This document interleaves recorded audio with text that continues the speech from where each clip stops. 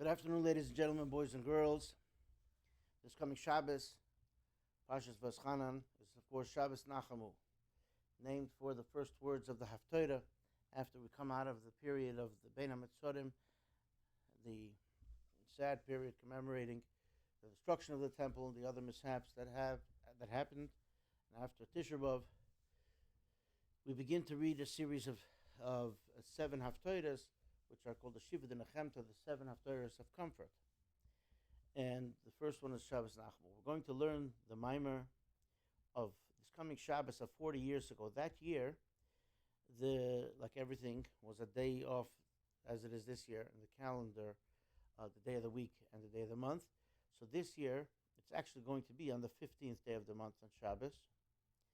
That year was the 16th day of the month. Shabbos Parshas V'eschanan, Shabbos Nachamu. Nachamu Nachamu Ami, Yemer Elikechem. The Haftorah is in Yeshayahu and Isaiah. And the prophet says that Yemer Elikechem, that your God says, be comforted, my people, my nation. The Mamorim of Chassidus learn from this and expound on this. Mada Isa Mishnah, related to the Mishnah that says, So the Mishnah tells us, the end of Masechtas Tainis, that there were not festivals. There were no festivals for the Jewish people like the 15th day of Av and like Yom Kippur, which is a very interesting fact, because we have many festivals that we discussed here. But that means that the day of the 15th of Av, now this year it's actually coinciding with the Shabbos. That year, 40 years ago, it was Erev Shabbos, which is also connected directly to Shabbos. But it's also always in proximity to the Parshas V'eschanan. So the Mishnah says that this is such a special holiday. That Arizal teaches us the reason for this. Because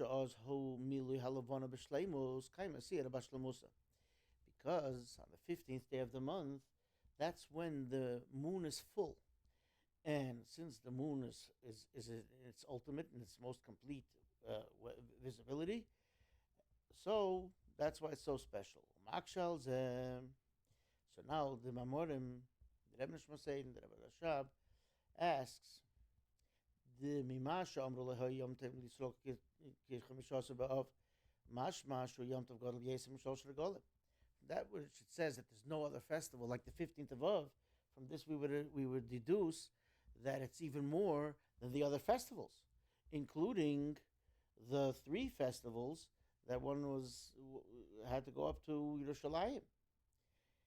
More than the 3 festivals, Pesach, Shavuos, and Sukkot.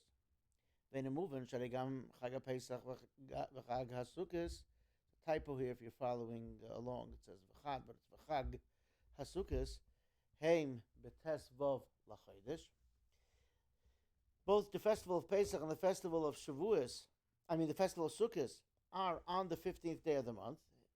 Heim Betes Vov L'Chodesh. We say to Mizuda, Fil Chag Shavuos Shayach Gam Betes Vov L'Chodesh.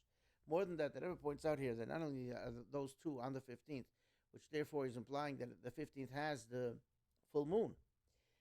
Shavuos is also connected to the 15th.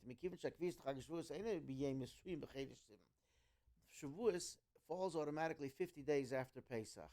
It doesn't have its own particular day when it falls out on the calendar. The calendar, the way we have it now, it's of course the 6th day of Sivan.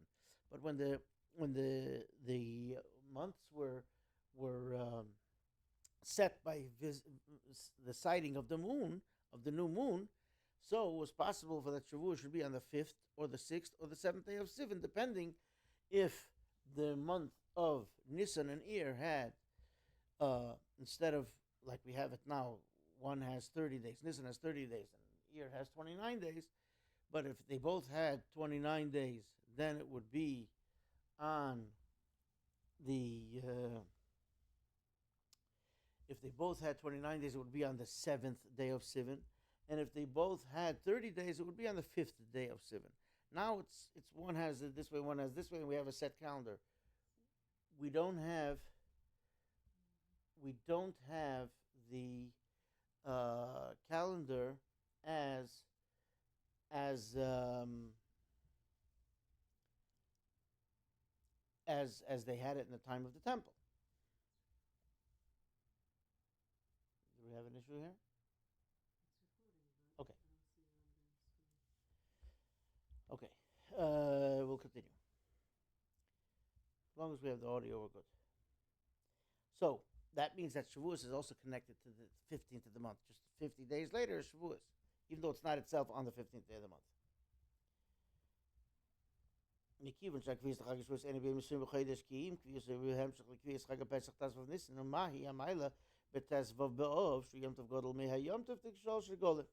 So what is the great advantage of the 15th day of Av? That it's even greater than the festivals, the three festivals. And even greater than Pesach and Sukkot.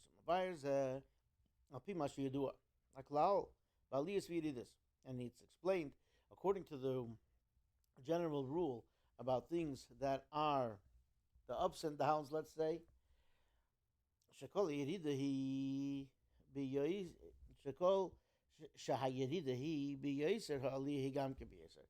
The more extreme and severe the descension is, the more extreme and great will be the ascension. So this is the advantage of the 15th day of Av, over the 15th day of Nisan and Tishrei, Mishum Shaliyah, v'hashlemus the Ba'ov, because the ascension and the ultimate of the 15th day of Av comes after the severe and terrible descension, the great descension of the 9th of Av, the destruction and the exile, destruction of the temple.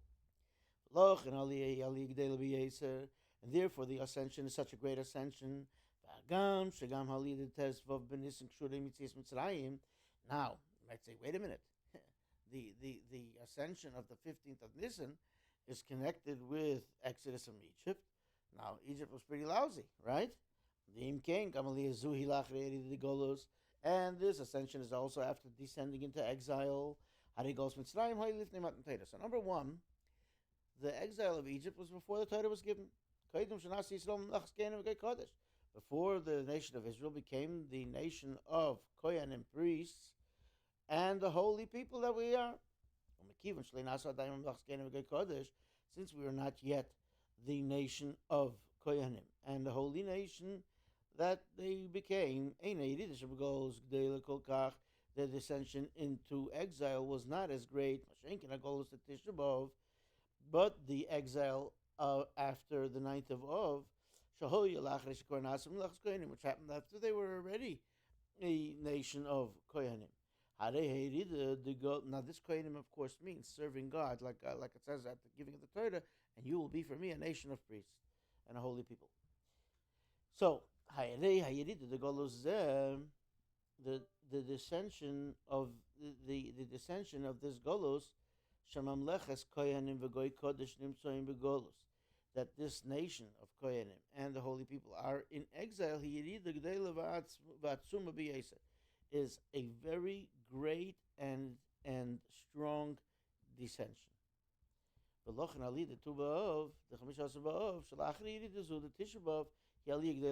Therefore, commensurate to the dissension is the elevation and the ascension that follows. And therefore, the ascension of the 15th of Av is so great because it follows the descension of the 9th of Av. And Rabbi explains the Inyan Ha'aliyah Tuba of Shalach Re'eri the Tisha B'Av Hudugum Saliyah the Gdola Sida Habol Ach Re'eri the Golos Davke. Rabbi explains something very interesting, that the ascension of the 15th of Av that comes following the descension of the 9th of Av is like the ascension of the future redemption that will come after the descension into this, specifically after this descension into exile. It'll be such a great redemption the Gula Asida with Mashiach. The Mailas Agil Gula Asidlove Shiyi Bebeis Hamikdash Hashlishi. So what is the advantage of the revelation that'll be in the future in the third holy temple? It'll be such a great revelation that it's not possible to have any interruption. It'll be continuous forever. The bias, the first Beis Hamikdash, the first holy temple, and the second one had an interruption. They were both destroyed. The bias shlishi, but the revelation of the third temple, because it is going to be it comes after this descension into exile. It's such a revelation that it will never be interrupted at all, and it's not possible. Here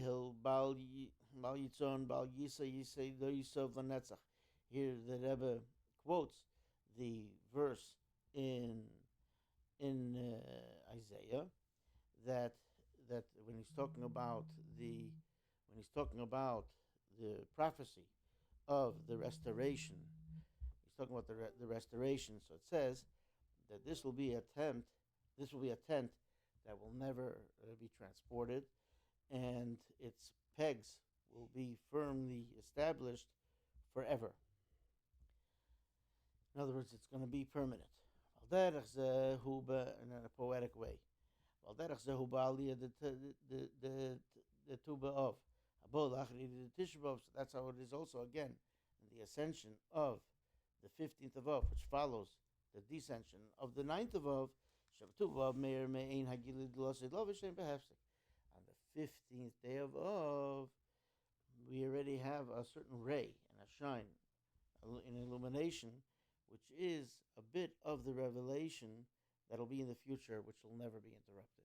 So it's that greatness. The Zehu Hakeshav Hashaychus Tuba meaning Nachamu Nachamu, and that is the connection, the bond between the 15th of Av and the idea of this double format of comfort. Be comforted. The idea of being comforted is the comfort and the consolation over the destruction and the exile. And it says twice, Nachamu. Be comforted. Nachamu abayis rishon, v'nachamu abayis sheni. Be comforted for the first temple that was destroyed. Be comforted for the second temple that was destroyed. That means that it's the comfort on the second Beis Hamikdash that was destroyed. That the dissension that followed that, which is our current Golus, was a great dissension. And it's even more than the dissension that followed the first temple, because that was the 70-year exile, and Beis Hamikdash was built again.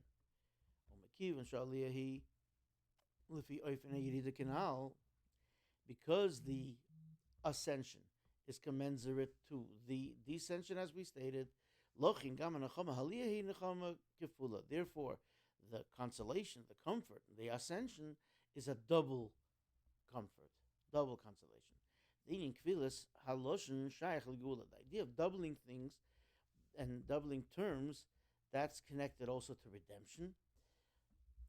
Just a side note, that in Lashon Kodesh, once something has to be stressed, we have it twice. The word is repeated.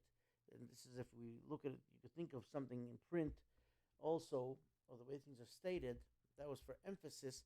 The word is said twice. It also shows love when a name is repeated twice.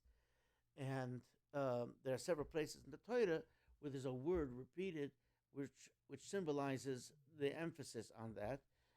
And or if the name is repeated, that shows us special love. So here also the idea of doubling is connected to redemption. Like he brings in the Maimer Mehadu Beinian Oisis Mansapach, Oisis Kefulas Shemoirim Al Geula. Now the Maimer there explains that there are certain letters in the Torah that have what we call,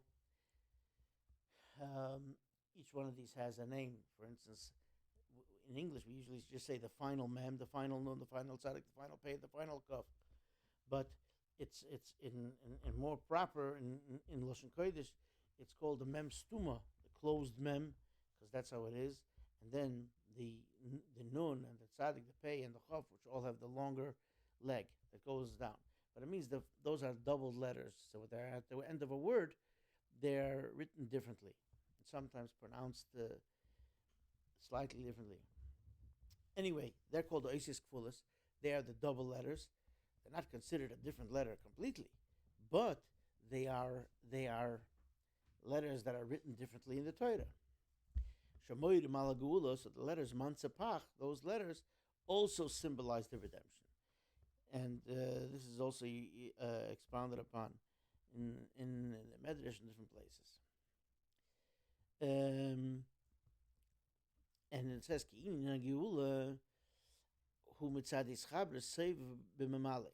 now, the idea of the redemption will be when we'll be able to have a revelation of godliness in a much greater way than we have now. So, there's going to be in this mimer certain Kabbalistic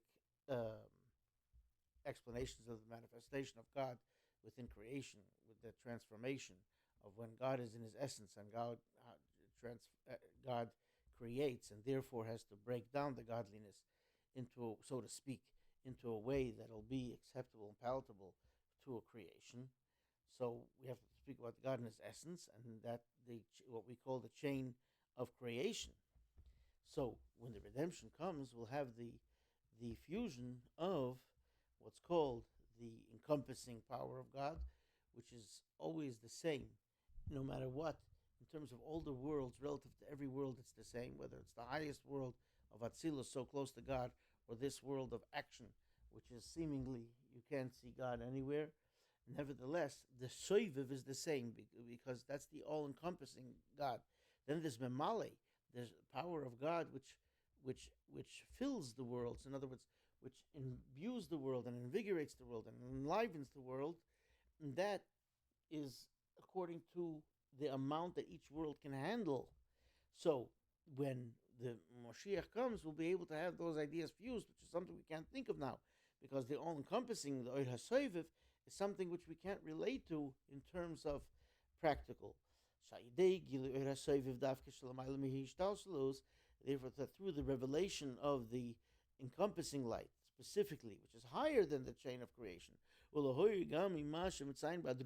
Now the Rebbe says also in the Maimer itself, the Rebbe Rashab quotes another Maimer. In that Maimer, he also quotes his father's Maimer, the Rebbe Marash, where he's talking about the connection of the double letters to redemption.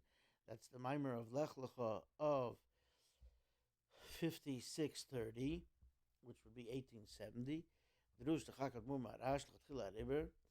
So the Maimer of his father, the Rebbe Marash, which is he's go over in the first place. In other words, over the top, as is well known, the dictum of the Rebbe Maharash. The Gili, now remember, the Rebbe is still talking now. This whole Maimer is in that time when the Rebbe was dealing with the anxiety and anguish of the story, like we've mentioned the previous Mamorim. That time that there was this whole the challenge to the whole Lubavitcher, the Rebbe's leadership, etc., etc. So the Rebbe, it's just interesting to point out that this nuance is brought into the Maimer. So there, this revelation, once there will be a fusion of the all-encompassing light of God into the light which is considered by definition limited for the purpose of creation, that will be uninterrupted forever. It won't be possible to, once that's revealed, there is no interruption. Oil Bal Yitzun Bal Yisa, like we said earlier, the verse from Isaiah, that this will be a permanent home that will never travel, never be moved, and will never be uprooted forever. And now we can connect this with the Pasha.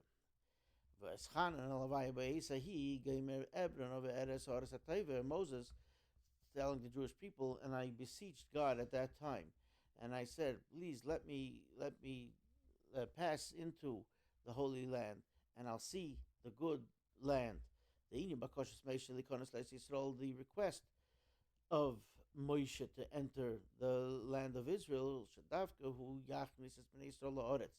specifically he should lead the Jewish people into the land of Israel. Why was that? It's explained and that if Moshe Rabbeinu were to be the one that would bring them into the Holy Land and build the Holy Temple, then it would be permanent. They're entering the land; they would never be banished again. They would never be exiled, and it would have been forever. It would have been already the Mashiach then.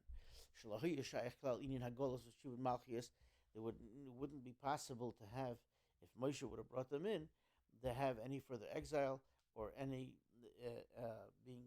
any bondage from any kingdom, etc.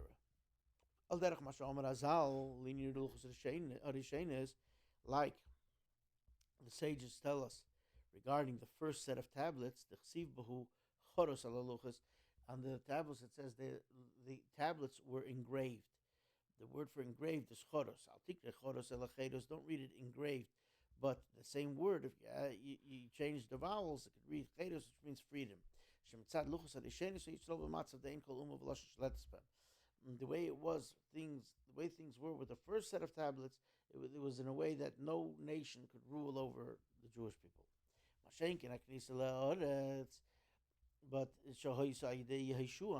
But they entered the land and they were led by Joshua. That was in a way that it was possible to have exile afterwards, which is what happened. What's the reason for this? The face of Moses is like the face of the sun, meaning to say that Moses had direct luminance and direct shine. The idea of the face of the sun is drawing forth the whatever is evoked and awakened from the supernal realm on its own. Whereas the face of Joshua is considered like the moon, like the face of the moon. That's like drawing down something which came first from being evoked from the lower realm, lower awakening, then it's able to bring something. So it's a bit as a response and not something which is given from the highest realm. So Moses is drawing down us from such a high point. From a place that the lower awakening, so to speak, cannot even reach that. In other words, that would be Yehoshua. And this is going back to what we mentioned, the all-encompassing power of God, which is higher than the chain of creation, and Moshe was bringing from there. From that level, there is no possibility for interruption or change. And like the Rebbe says, we stated earlier from that Maimer, Nachamu,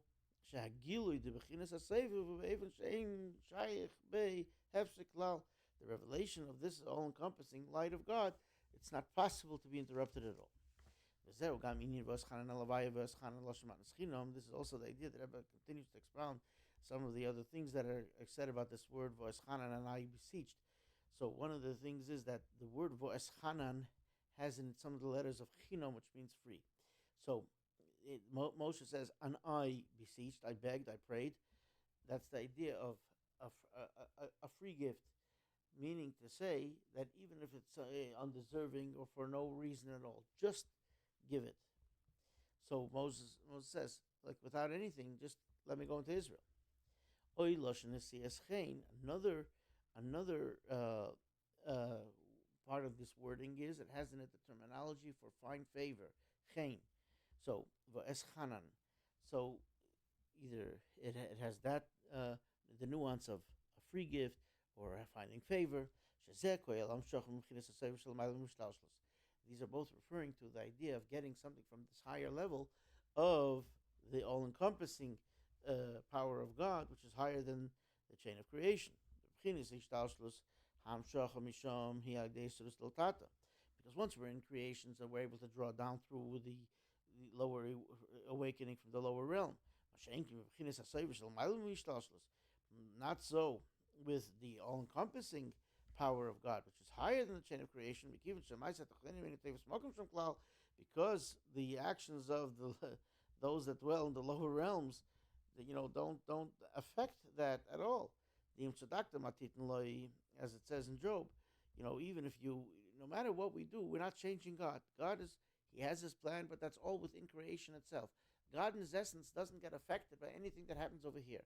So whether the most righteous, he in his essence, he's not changed. Now, the other place in Chassidus explained that although God doesn't change in his essence, but since God made the creation where he wants this to happen, so then his pleasure affects him in his essence too. But that's another part of this discussion.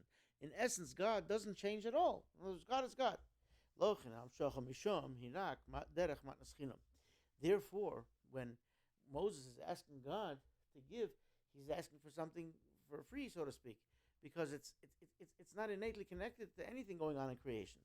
Even the Metzias Chen, in a way of finding favor, these two nuances.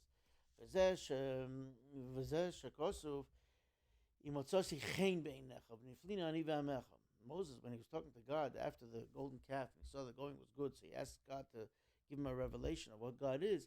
So he says to God, if I find favor in your eyes, again, the same word, chen, and we will be in a higher way, not aloof, in a negative, but we'll be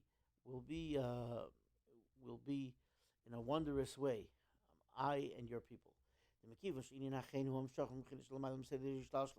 Because the idea of favor is drawing down from higher than the chain of creation, that whatever happens in the lower realm doesn't affect that part because it's higher than the creation. It doesn't affect it at all.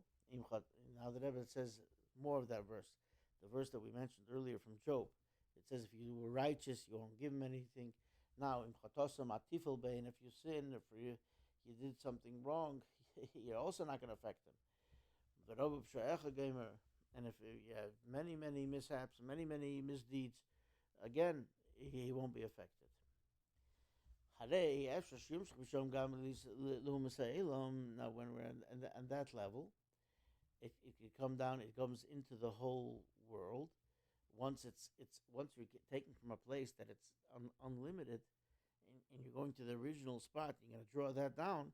So then that could affect that. Then there won't be any discerning of what part of creation should be affected. That'll be affecting the Jewish people and all nations of the world. So therefore, the Rebbe explains,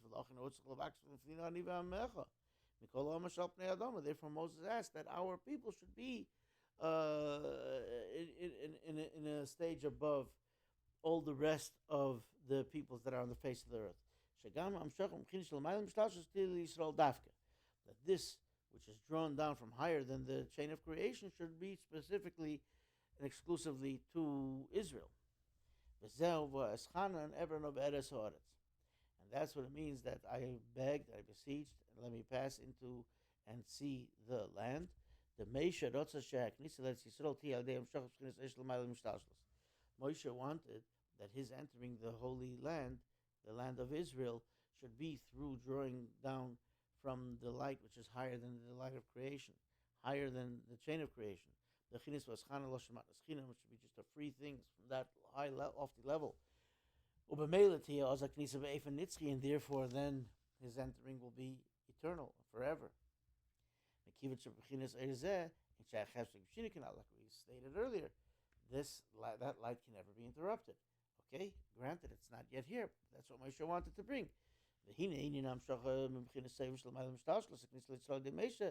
Now the Rebbe says, what does this all mean to you and me? This is nice. Moshe Rabbeinu wanted to do it. It didn't happen. But everything that we learn in Torah has an effect and is a lesson to us in a practical sense. And here's where the Rebbe goes into it. And here the Rebbe not only goes into it, but then he gives us the inspiration and the power and strength to be able to at least get some of this strength and power. So the idea of drawing down from the encompassing power of God, which is higher than the chain of creation, meaning the idea of going into the land through Moshe in our service to God. That's the idea of drawing down when someone is able to visualize and see godliness. Now, that's easy to say. Let's just say harder to do, but doable. That's what Moshe says. I pleaded, I begged, let me pass through and let me see, specifically see Moshe wanted to accomplish that the service of every Israelite should be in a way of sight, vision, seeing. What does seeing mean? The seeing is believing, right? When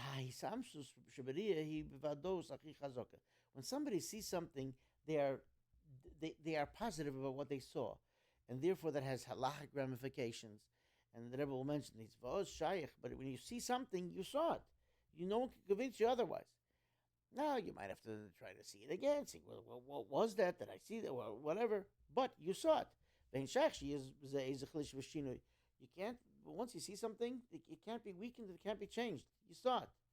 You can't unsee it, so to speak. This is a positive and a negative sense.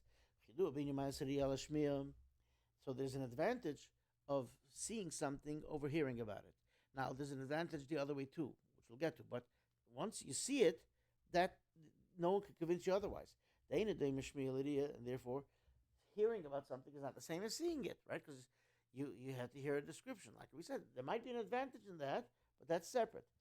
That's why we have in a court case something called a hearing, because you have to hear about it and have it described, and it could be judged that way. But if somebody saw it, they can't be a judge. We'll talk about that. When you hear something from trustworthy people, even though it makes sense and you could understand what's being said, and you believe it because you feel it's true. But nevertheless, it still doesn't have the same thing. Like you saw it yourself, even though you heard about it from people who are trustworthy. When you see it, it's different. As we know, the rule in Torah is, the Gemara says, that a witness cannot become a judge. In other words, if somebody saw something, then they can't rule because they saw it already. So you have to hear about it. When the judge hears about it from witnesses, even though when something is being described, even though they're kosher witnesses, they're trustworthy, they're upright, and nevertheless, you might be able to give a certain meritorious reason, what we call something, the benefit of the doubt, but not just the benefit of the doubt, a reason why they did it. If you saw it happen, so then they'll be guilty already. Like this, when you hear about it, you can already come up with not something untrue, but you didn't see it, so now there's maybe something that they didn't see, etc., etc. Circumstance, etc. When he sees it himself, he can't come up with any merit because he saw what he saw, and that's it.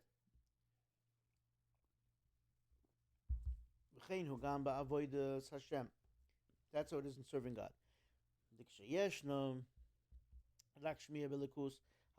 When you just hear about God, and that's understanding and grasping as a shaykh, then it's still possible that it be changed.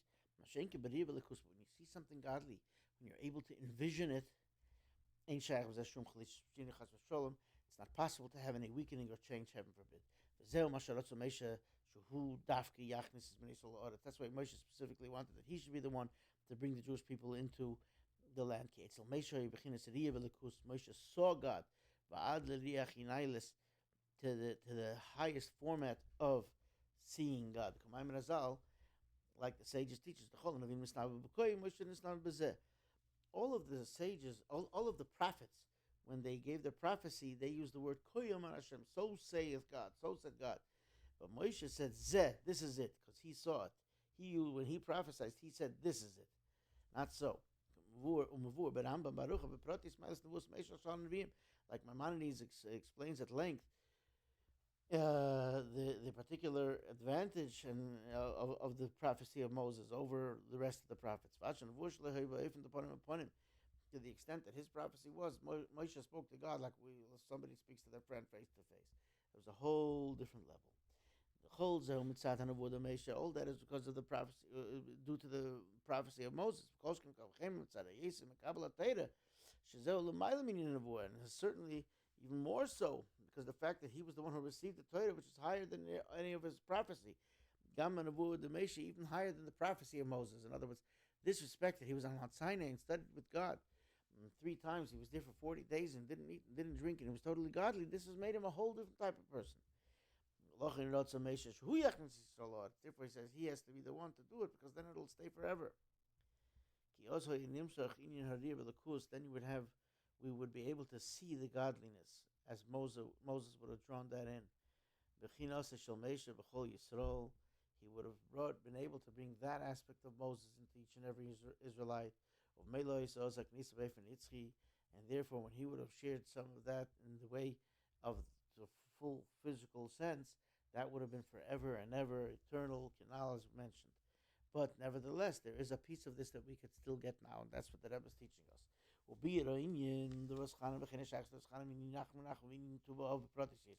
now the Rebbe is going to explain it a little bit more, and this is the idea of Moses praying, and the connection of Moses praying with double comfort, and the idea of the 15th of Av in more detail. In that Maimer that of the Rebbe Rashab that was mentioned, the in of Nachmu, the Inyan Tu Ba'av, Mitzvah Tezvav, Yuvin Yesh Al Pi Mash Yedua, Be'inyan Tov Kuf Tezvav, Tvil Sheispal Mesha Min Yavas Chanan. So the idea of the 15th of Av, the number 15, you can understand this more because the word Vas Chanan actually has a numerical value of 515, and we were taught that Moses prayed 515 prayers to God to be able to go into Israel. So now, regarding the 515 prayers that he prayed, the Inyan Tov Kuf Tezvav, Hu Chibur Tov Kuf Im Tezvav, that is connecting the number 500 to 15. Okay, what does this mean?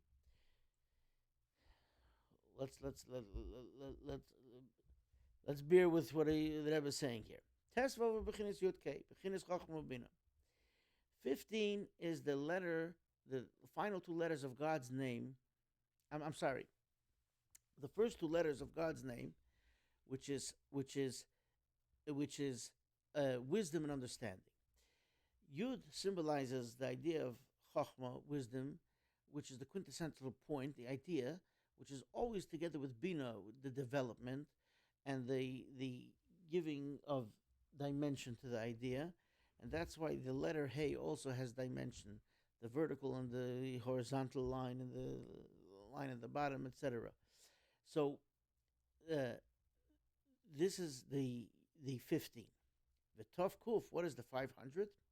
Hu beginnes Hey Chassidim da Arich.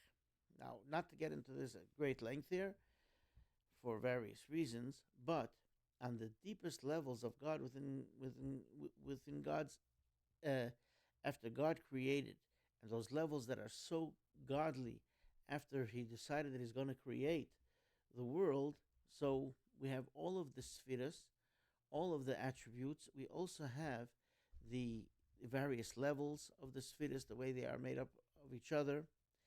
Then the idea of chesed and gevura, which is the idea of giving and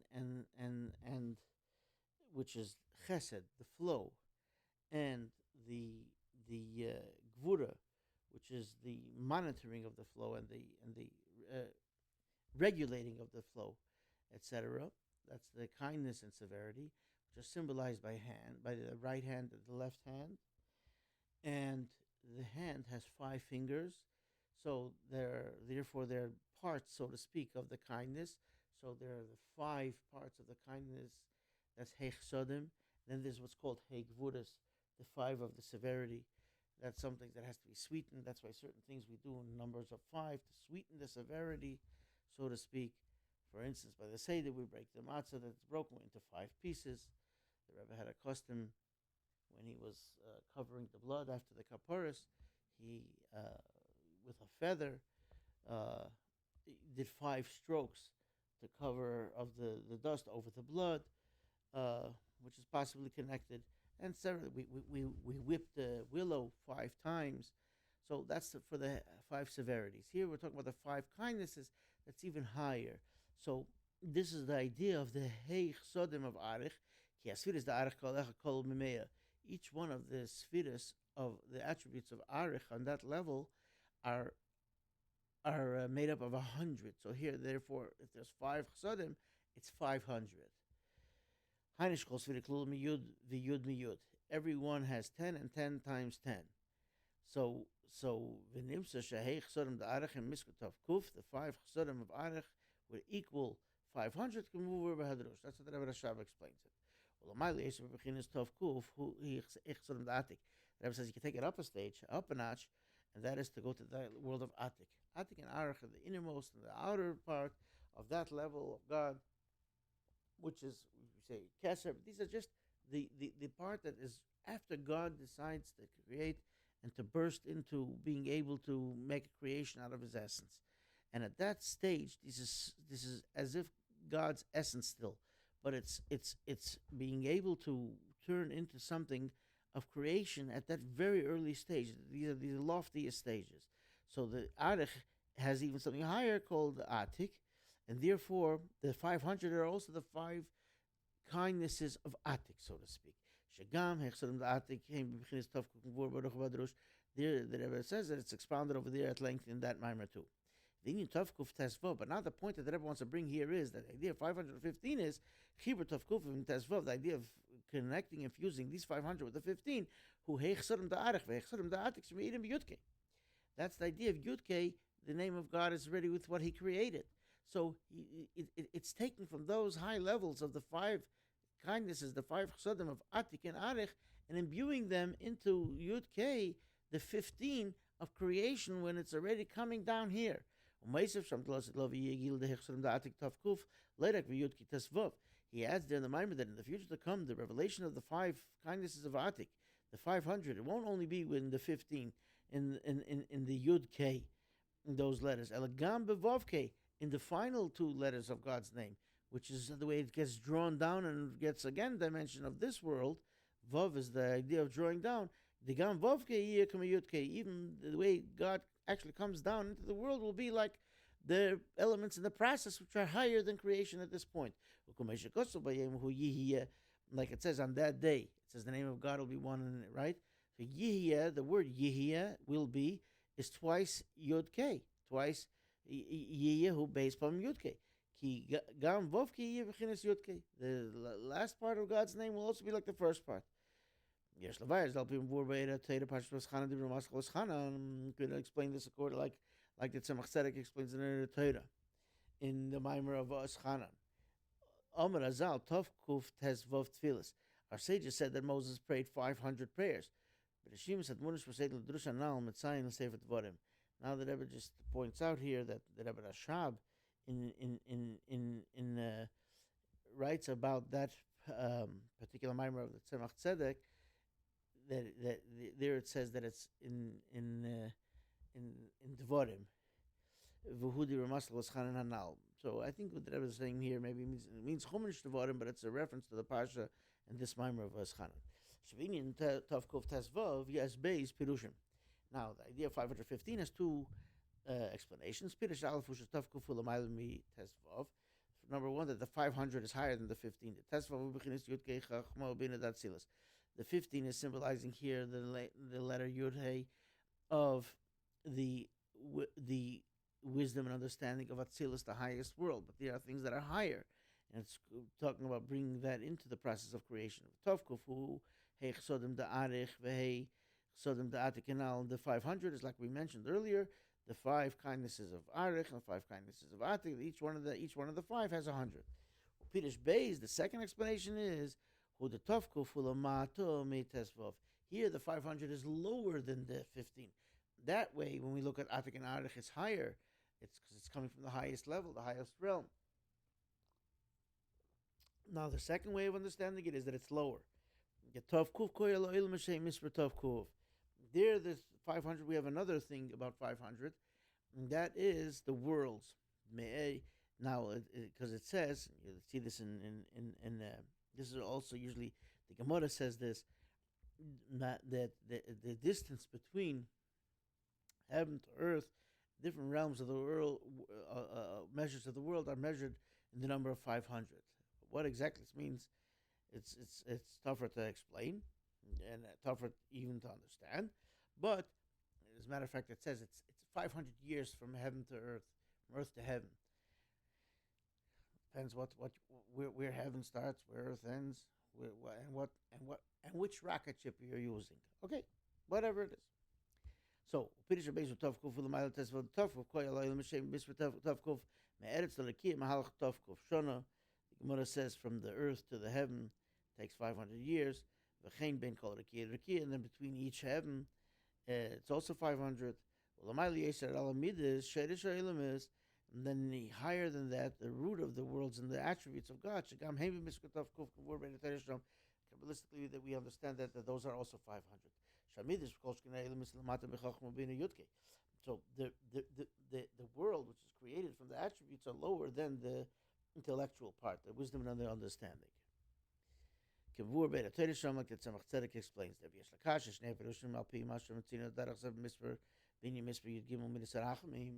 can also explain this and connect it to something that we know about the 13 attributes of mercy. Again, there are two explanations.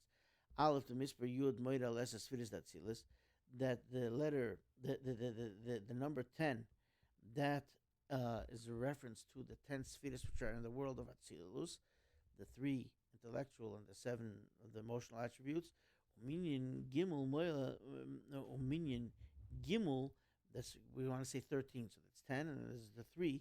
The 3 illustrates Al Klas Roshin Shalamaylam Atzilus, the 3 heads of the heads which are higher than Atzilus. Usually you say there's Gimel Roshin and the 3 heads, and we're not going to get into what that means, but one of the things that it's symbolized even on our tefillin, the letter Shin, etc.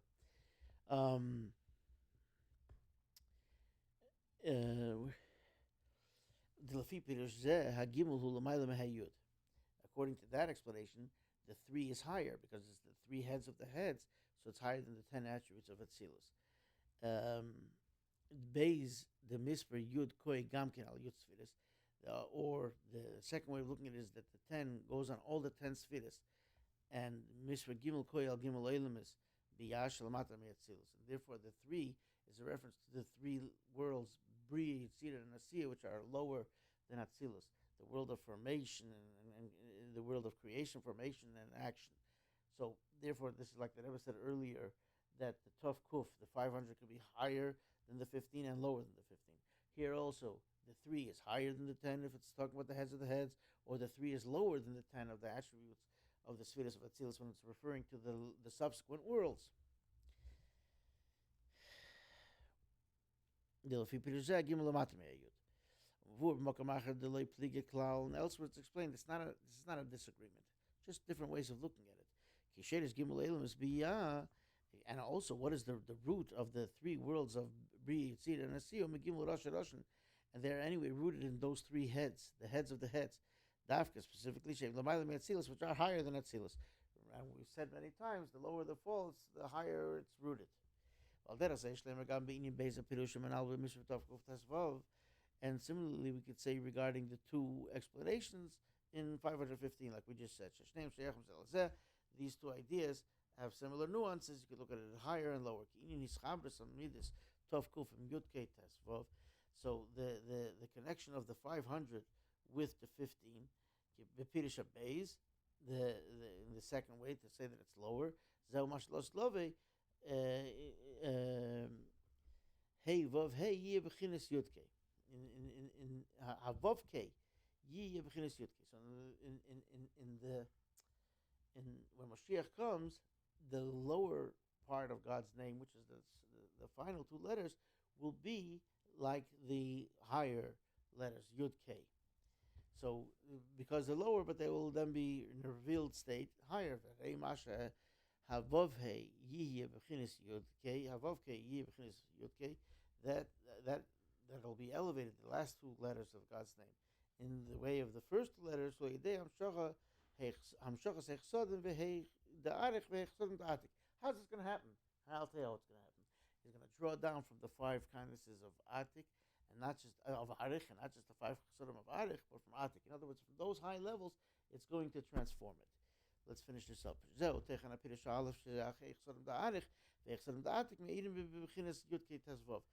now that it was connecting it also, that the idea that the lower really also illustrates that they're connected to the higher, like it says with the 13 attributes of mercy. Similarly to the idea of this idea, when you say one is higher and one is lower, they're directly connected and reciprocal.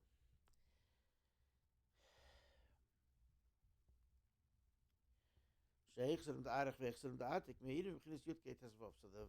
these 5 kindnesses of Arich and Atik will illuminate in the whole world. You can take this to the bank. The idea of the fact that Vaschanan equals 515 is connected to the fact that, and I beseech, comes from like a free gift. Why? This idea of drawing down the 5 kindnesses of Atik and Arich and Atik, 500 from higher than the chain of creation.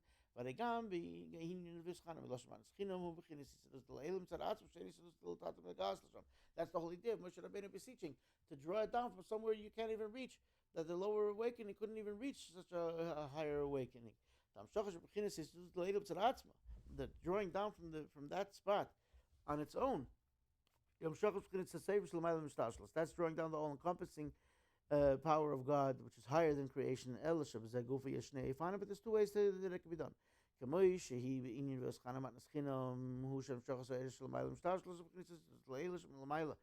way it is as a free gift is that to draw down that light which is higher than the creation. They say awakening from above. He said it's not because of something that we did here. To drag it down, that's the idea of Torah. Torah, we get it. That's it. It's the all-encompassing power of God, and that what God gave us, that's Torah. Then what we do, that's prayer. But since the Torah comes from above, it's not so connected yet to what's lower. But the idea of Vaschanan equaling 515, the